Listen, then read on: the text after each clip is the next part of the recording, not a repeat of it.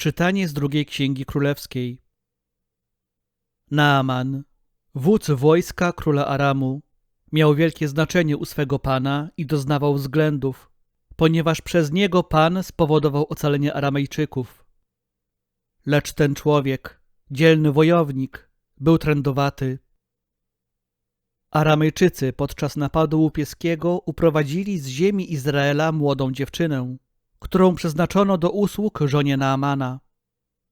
Ona rzekła do swojej pani: o, gdyby pan mój udał się do proroka, który jest w Samarii, ten by go wówczas uwolnił od trądu.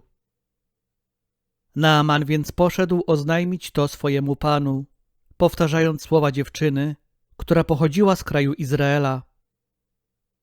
A król Aramu odpowiedział: ruszaj w drogę, a ja poślę list do króla izraelskiego.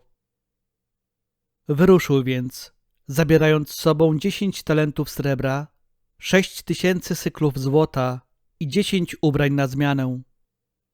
I przedłożył królowi izraelskiemu list następującej treści: z chwilą, gdy dojdzie do ciebie ten list, wiedz, iż posyłam do ciebie Naamana, sługę mego, abyś go uwolnił od trądu. Kiedy przeczytano list królowi izraelskiemu, rozdarł swoje szaty i powiedział: czy ja jestem Bogiem, żebym mógł uśmiercać i ożywiać? Bo ten poleca mi uwolnić człowieka od trądu. Tylko dobrze zastanówcie się i rozważcie, czy on nie szuka zaczepki ze mną. Lecz kiedy Elizeusz, mąż Boży, dowiedział się, iż król izraelski rozdarł swoje szaty, polecił powiedzieć królowi: czemu rozdarłeś szaty? Niech on przyjdzie do mnie, a dowie się, że jest prorok w Izraelu. Więc Naaman przyjechał swymi końmi i swoim powozem i stanął przed drzwiami domu Elizeusza.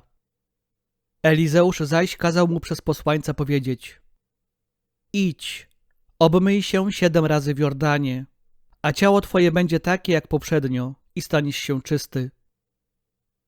Rozgniewał się Naaman i odszedł za słowami: przecież myślałem sobie, na pewno wyjdzie, stanie, następnie wezwie imienia Pana, Boga swego, poruszy ręką nad miejscem chorym i odejmie trąd.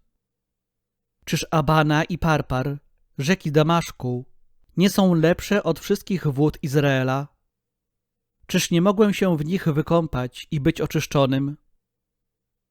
Pełen gniewu zawrócił, by odejść. Lecz słudzy jego przybliżyli się i przemówili do niego tymi słowami: mój ojcze, gdyby prorok kazał ci spełnić coś trudnego, czy byś nie wykonał? O ileż więc bardziej, jeśli ci powiedział: obmyj się, a będziesz czysty. Odszedł więc Naaman i zanurzył się 7 razy w Jordanie, według słowa męża Bożego, a ciało jego na powrót stało się jak ciało małego chłopca i został oczyszczony. Wtedy wrócił do męża Bożego z całym orszakiem. Wszedł i stanął przed nim, mówiąc: oto przekonałem się, że na całej ziemi nie ma Boga poza Izraelem.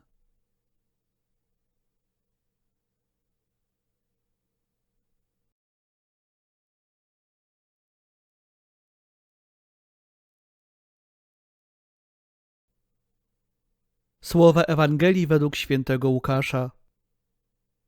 Kiedy Jezus przyszedł do Nazaretu, przemówił do ludu w synagodze: zaprawdę, powiadam wam, żaden prorok nie jest mile widziany w swojej ojczyźnie. Naprawdę mówię wam, wiele wdów było w Izraelu za czasów Eliasza, kiedy niebo pozostawało zamknięte przez 3 lata i 6 miesięcy, także wielki głód panował w całym kraju.